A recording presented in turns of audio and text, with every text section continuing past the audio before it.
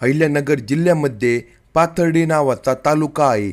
या तालुक्यातील सातवड गावच्या सिंधुबाई रामराव पाठक या सोमवार दिनांक 10 मार्च 2025 रोजी सकाळी पाथर्डी पोलीस ठाण्यात आल्या।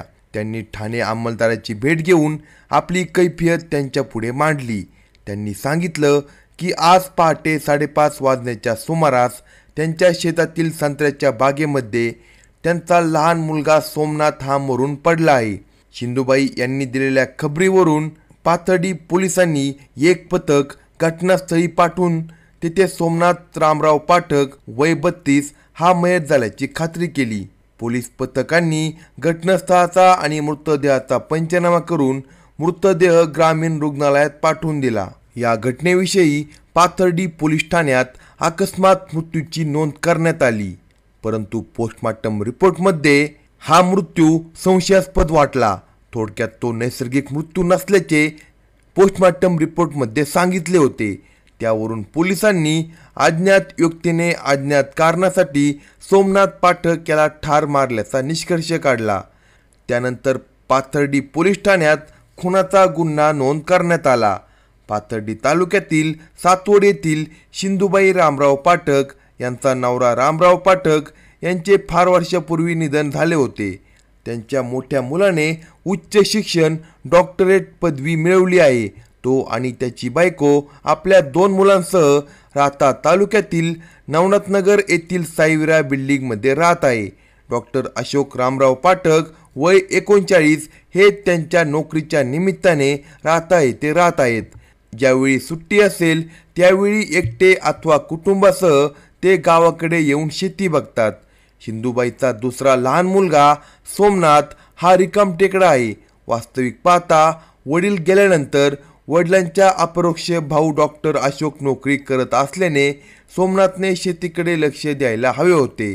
मात्र गावातील टुकार मित्रांबरोबर फिरणे व दारू पिणे या त्याच्या वागणुकीमुळे त्याची बायको माहेरी निघून गेली होती। कालांतराने सोमनाथ आणि त्याच्या बायकोचा घटस्फोट झाला।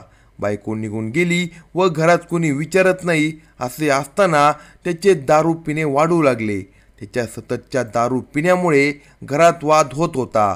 तो आई आणि आपल्या मुलाला शिवीगाळ करून मारहाण करत होता। या कारणामुळे घरामध्ये नेहमी अशांतता असायची। त्याची आई सिंधुबाई आणि भाऊ डॉक्टर अशोक यांनी त्याच्या या गोष्टीमुळे त्याला वेळोवेळी खूप समजावून सांगितले होते, पण त्याच्यामध्ये काही सुधारणा झाली नाही। तो काहीही ऐकण्याच्या मनस्थितीमध्ये नव्हता, उलट तो अधिकच हिंसक झाला होता।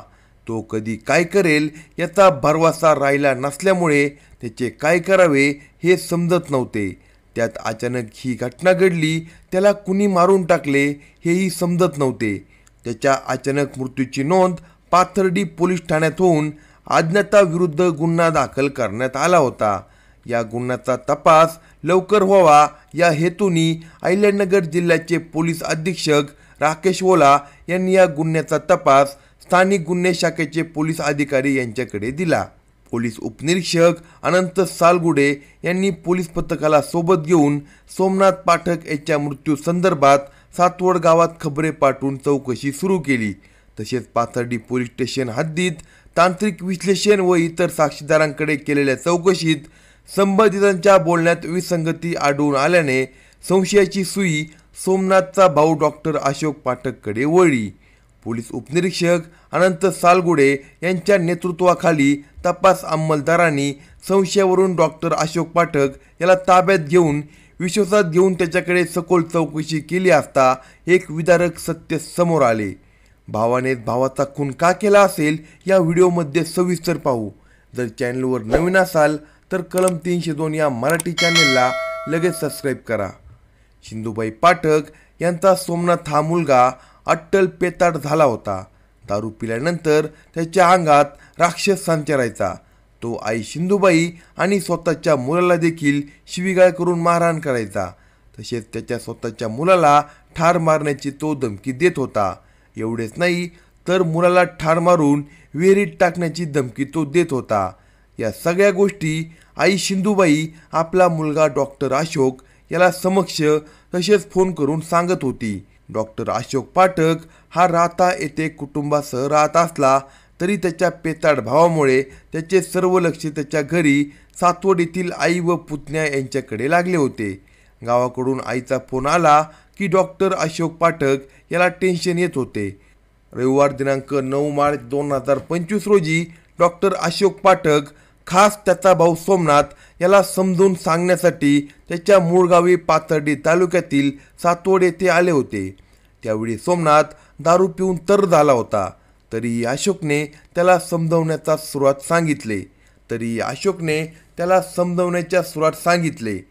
हे बघ सोमनाथ, आईचं वय झालंय, तिला काही त्रास देऊ नको. तुझा मुलगाही लहान आहे, त्यालाही मारझोड करू नको. तेव्हा सोमनाथ ऐकण्याच्या मनस्थितीत नव्हता. तो आपल्या भावासमोर आई आणि मुलाला मारण्याची धमकी देऊ लागला. आता मात्र डॉक्टर अशोक पाठक यांची सटकली.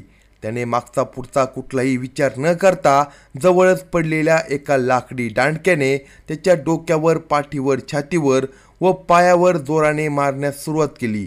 त्यावेळी सोमनाथ माराच्या भीतीने संत्र्याच्या बागेत पळाला. डॉक्टर अशोक पाठक देखील सोमनाथच्या मागे बागेत पळत आला. त्याने तिथे जाऊन सोमनाथला पुन्हा लाकडी दांडक्याने मारहाण केली. त्यानंतर त्याला एका संत्र्याच्या झाडाला बांधून ठेवले. थोड्या वेळाने अशोकने सोमनाथला हलवून बघितले, पण त्याची सगळी हालचाल थांबली होती. शरीर थंड पडले होते. त्यानंतर अशोकने त्याचे बांधलेले हातपाय सोडले. पुन्हा त्याने त्याला हलवून पाहिले. त्याच्या नाकाजवळ बोट लावून पाहिले. त्याचा श्वास थांबला होता. हे त्याच्या लक्षात आले. तो मरण पावला आहे हे समजल्यावर कोणाला काहीही न सांगता तो तिथून निघून गेला. मात्र पोलीस त्याच्यापर्यंत पोहोचले. वरिष्ठ पोलीस अधिकाऱ्यांच्या मार्गदर्शनाखाली स्थानिक गुन्हे शाखेचे पथक पुढील तपास करत आहे. अशाच नवनवीन क्राईम स्टोरी ऐकण्यासाठी कलम 302 या मराठी चॅनेलला सबस्क्राईब करा आणि आपल्या प्रतिक्रिया कमेंट बॉक्समध्ये कळवा.